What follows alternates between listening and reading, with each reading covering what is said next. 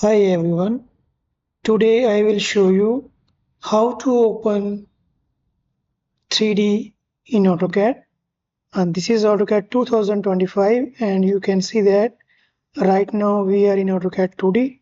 To open 3D we have to click here on the gear icon and here we have to click on 3D modeling.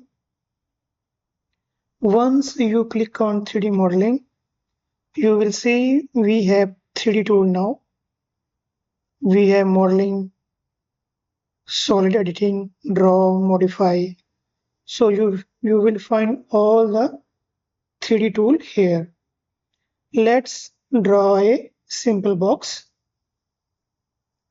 Click here on the home icon and you are in isometric view. Now click on box, select on screen and give the length and breadth. I will give 100, tab 100 and height I will give also 100. Now zoom extend. Now this 3D box is created now.